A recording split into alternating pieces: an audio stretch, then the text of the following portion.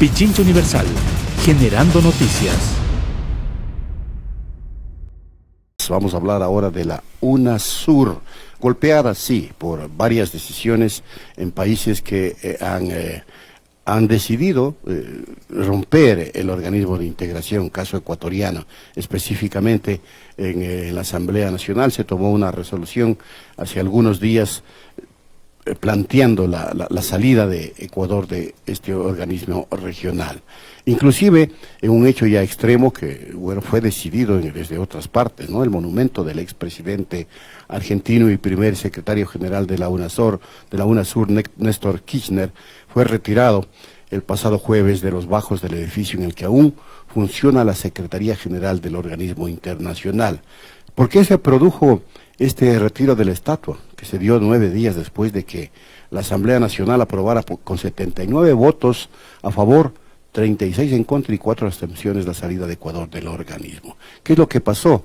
Nos va a platicar Elvis Urbina, embajador representante de Venezuela en la Unión de Naciones Suramericanas, UNASUR, a quien le saludamos. ¿Qué tal, Elvis? ¿Qué nos puede decir al respecto?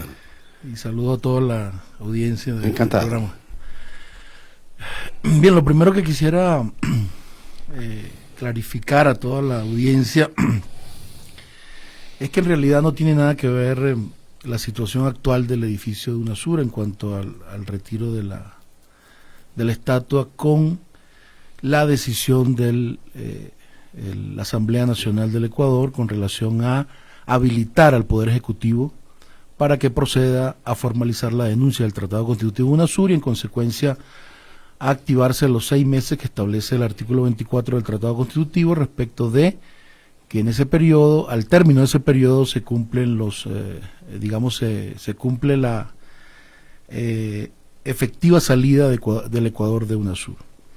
En realidad, todo el proceso que, siendo lo único que ha sido público y ha corrido por las redes respecto de lo que ha sido la estatua,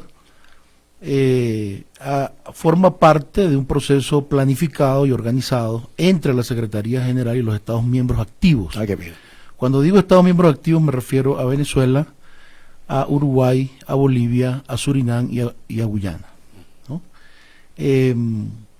Hemos hecho las consultas internas con cada uno de las cancillerías y específicamente los coordinadores nacionales o representantes ante UNASUR de cada uno de estos países y se ha acordado llevar a cabo un proceso ordenado y planificado que permita el resguardo y la protección de todo el patrimonio de UNASUR dentro del Ecuador, mientras los 5 países, y probablemente seamos un sexto a partir del 10 de diciembre cuando asuma la nueva presidencia en Argentina, decidamos cuál va a ser el nuevo destino de la sede de UNASUR. Como es público y notorio, apenas el 11 de marzo pasado, cuando el gobierno ecuatoriano, a través de una comunicación suscrita por el señor canciller de la República del Ecuador, notificó a los países, a los Estados miembros de UNASUR, a través de la presidencia pro tempore, que en ese momento era Bolivia, y a la Secretaría General, que a partir de esa fecha dejaba de aplicarse el Tratado Constitutivo para el Ecuador y iniciaba los procedimientos para hacer efectivo el retiro del Ecuador de UNASUR. Todos sabíamos en el Ecuador, al menos todos los que somos público de interés respecto del tema de este mecanismo de integración, que eso iba a significar un proceso relativamente largo, y tal como fue, porque había que pasar por la Corte Constitucional y luego por la Asamblea Nacional. Efectivamente se requirieron 6 meses para que ese proceso, la Asamblea Nacional finalmente habilitara al Poder Ejecutivo para que pueda hacer la denuncia. Una vez que el Ecuador hace ese anuncio, el canciller de Bolivia, Diego Pari, en ese momento presidencia pro tempore de UNASUR, manifestó públicamente el 17 de marzo, es decir, 6 días después, que en caso de que el Ecuador denunciara el tratado, Bolivia ofrecía la sede que originalmente construyó para el Parlamento de UNASUR, que a pesar de algunos esfuerzos que hubo durante aproximadamente 2-3 años, desde el 2010, no se terminó de concretar. Incluso aquí en el Ecuador hubo importantes esfuerzos bajo la presidencia de la Asamblea Nacional de Gabriela Rivadeneira, y a pesar de eso no se logró concretar. Sin embargo, ya Bolivia ya tomó la previsión de tener una sede de ese parlamento. Esa sede de ese parlamento, que está en Cochabamba, es lo suficientemente grande como para acoger la Secretaría General de UNASUR, y esa es la oferta que ha hecho el gobierno boliviano, y que entendemos que después que concluya todo este proceso electoral, habrá, digamos, se retomará este tema para ver, y los países nos reuniremos para tomar decisión sobre ese particular, que es el primer aspecto, porque luego habría que, en el resguardo y protección de los bienes, pues sencillamente exportarlos de el Ecuador hacia Bolivia, si ese finalmente termina siendo la decisión de los Estados miembros activos, y como ya dije, y quizá un sexto estado a partir del 10 de abril, cuando asume la presidencia el nuevo presidente de Argentina. Ahora, en Argentina se tiene previsto que se apruebe en forma definitiva la salida de ese país el 19 de octubre. Pero si las elecciones dan un vuelco, a lo mejor se cambiaría esa expectativa, ¿no? Así es. Realmente, eso es lo que se espera. Realmente, aunque es un tema interno, ciertamente. En el caso de Argentina, debemos decir que ha sido un tema público, además, tanto dentro de la propia Argentina como en la comunidad internacional, de que el procedimiento mediante el cual Argentina, a través del Poder Ejecutivo, específicamente una firma del canciller de Argentina, procedió a notificar al Ecuador de que Argentina denunciaba el tratado, realmente hubo un pronunciamiento de la Cámara de Diputados del Congreso de Argentina objetando esa denuncia, por cuanto el Poder Ejecutivo obvió el trámite jurídico, legal, que tenían que adoptar consultando al Congreso de la República. Así que si fuera el caso que Argentina, tal como lo ha anunciado el candidato que tiene la mayor opción de ganar en Argentina, el señor Alberto Fernández, que Argentina volverá a UNASUR, sencillamente aquí lo que ocurrirá es que no tiene que haber un largo procedimiento para que Argentina haga eso, sino sencillamente que, demostrando la nulidad de ese proceso que Argentina hizo en su momento en abril, sencillamente queda activa nuevamente como Estado miembro con todos sus derechos y obligaciones. Pero en Chile, en cambio, el Parlamento negó la salida. Pero en Chile la diferencia es, la diferencia entre Chile, el pronunciamiento de la Cámara de Diputados de Chile, que por mayoría no aprobó la consulta que le hizo el Poder Ejecutivo para denunciar el Tratado Constitutivo de UNASUR. La diferencia con Argentina es que en Argentina es vinculante esa consulta. En Chile no, en Chile es una consulta que la puede adoptar o no el Poder Ejecutivo. Y por esa razón el presidente Piñera procedió, a pesar de esa opinión, introducir la demanda, instruir a su canciller para introducir la demanda de la denuncia del tratado. Ahora, si bien es icónico lo que pueda suceder con la sede en Ecuador y las salidas el 15 de octubre del último funcionario, según se ha dicho, esto no es lo de fondo. Lo de fondo es que se trata de constituir un organismo regional que en su momento hizo historia en América Latina y que, pues, sin lugar a dudas está y ha estado siempre en la mira geopolítica a nivel global. Entonces, este golpe que se le da a UNASUR, ¿cómo afecta en términos prácticos a la necesidad urgente, asimismo, de integración de la patria grande de América Latina? Claro. La situación de UNASUR realmente responde a esto que hemos denominado la disputa geopolítica en la que se encuentra América Latina y en el centro de la cual se encuentra Venezuela. Todo el proceso que condujo a la decisión el 18 de abril pasado de que 6 cancilleres de UNASUR, que son los mismos países que hacen parte de este fracaso diplomático llamado Grupo de Lima, forma parte pues de un proceso que hizo el esfuerzo por tratar de sacar a Venezuela de UNASUR, pero que evidentemente, a diferencia de lo que sí hicieron en el Mercosur, que ilegalmente no sacaron, en el caso de UNASUR eso no era posible. Fundamentalmente, ¿por qué?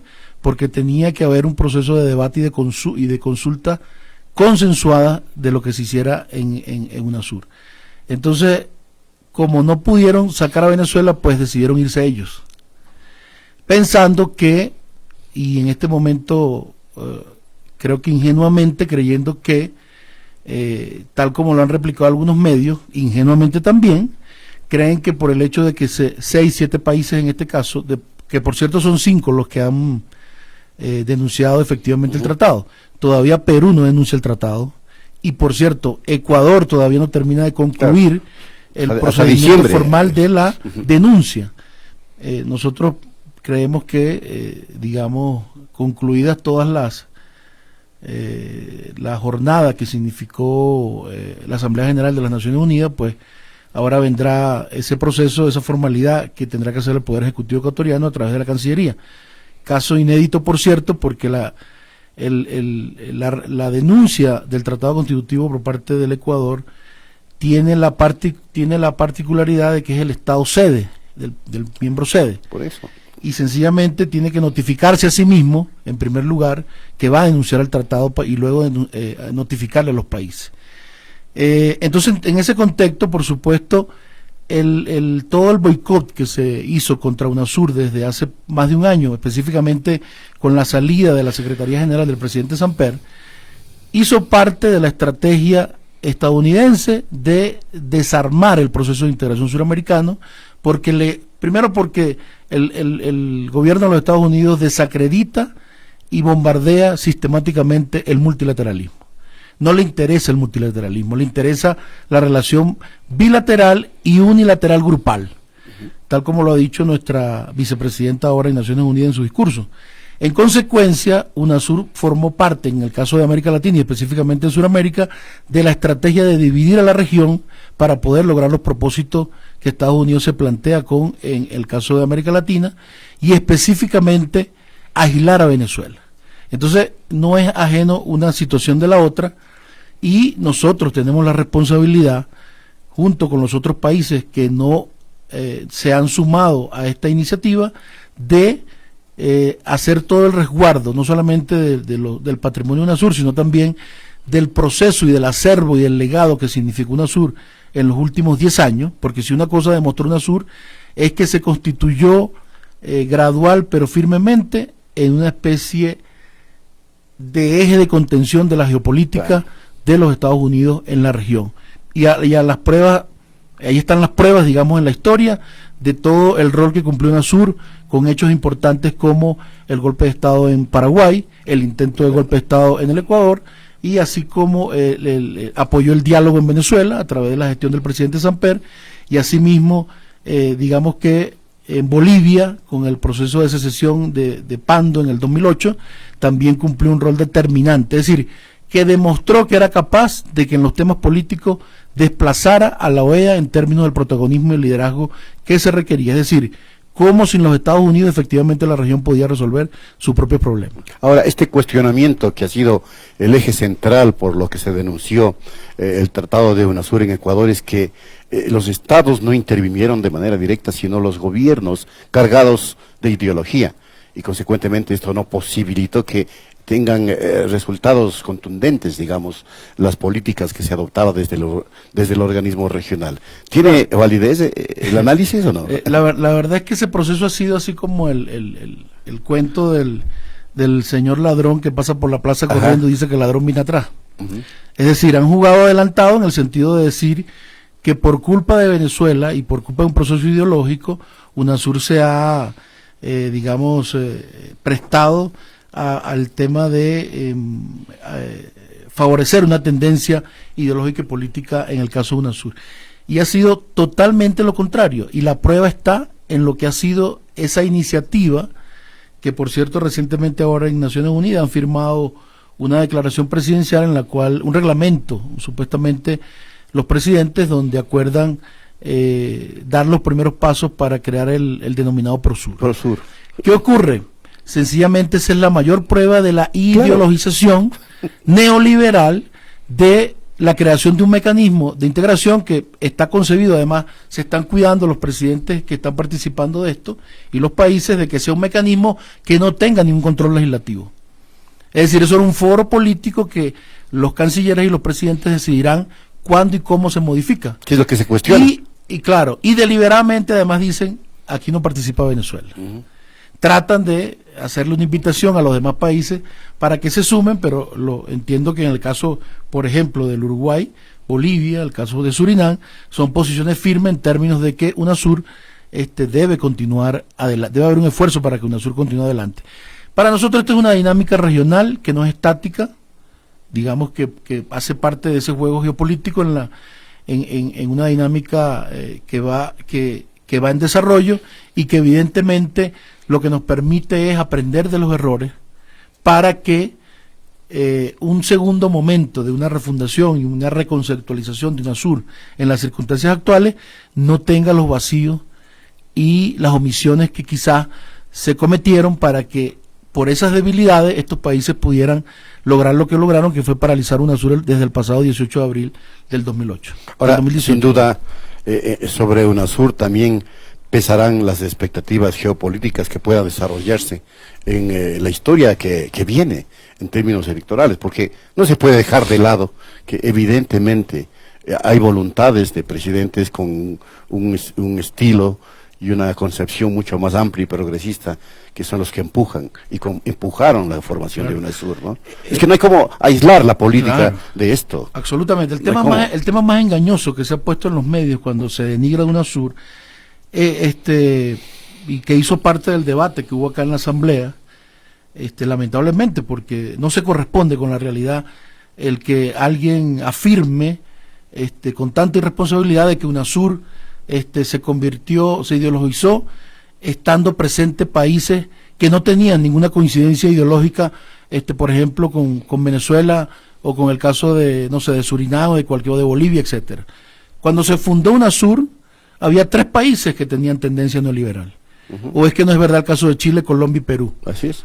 Aun cuando Bachelet había ganado en ese momento en Chile. Pero la tendencia gubernamental no dejaba de ser de centro derecha. Y con esas diferencias, y eso es un aspecto que Venezuela, por cierto, siempre destacó la importancia de tomarse el tiempo para que el debate y de un concepto que está dentro del Tratado de UNASUR, que se habla del proceso de construcción de consenso, que a pesar de las diferencias nos integráramos en medio de la diversidad. Todo lo que hoy en día usted tiene como acervo, digamos, de políticas de cooperación en UNASUR, que algunas se concretaron, otras quedaron en proceso de negociación, pero todas las que tiene aprobadas fueron aprobadas por consenso. Es decir, fueron aprobadas por la Colombia de Uribe, fueron aprobadas, digamos, por el Perú de Alan García. Con todas las diferencias ideológicas que había, se alcanzó un consenso que fue resultado de un proceso de debate y de diálogo, y UNASUR siempre dijimos que ese era su mayor activo estratégico desde el punto de vista político, de demostración al mundo de que a pesar de las diferencias podíamos sentarnos a negociar y a lograr consenso en temas bien complejos. Entonces, no es verdad que, porque uno dice, bueno, ¿y cómo es que UNASUR tuvo 2 secretarios generales colombianos? ¿Cómo es que se pusieron de acuerdo? ¿Cómo es que se pusieron de acuerdo 12 presidentes para escoger a María Emma Mejía en el 2011 y al mismo tiempo a Ali Rodríguez Araque de Venezuela y después a Samper de Colombia? Es decir, las pruebas demuestran que eso es definitivamente una manipulación en términos de que no era un club de amigos, porque eran duras las negociaciones y los debates para poder lograr consenso en temas digamos, sustantivos, en temas que los países incluso tenían en principio puntos de honor, como llama uno, pero que al final terminaban cediendo por el principio de construcción de políticas de cooperación regional, que era el motivo por el cual, digamos, se dio nacimiento a este mecanismo de integración en la región. Muy bien. Gracias, Elvis, por habernos acompañado. Gracias a ustedes, muy amable. Elvis Urbina, embajador representante de Venezuela en la Unión de Naciones Suramericanas, UNASUR. Estuvo aquí en Punto Noticias. Pichincha Universal. Aquí se escuchan bien las noticias.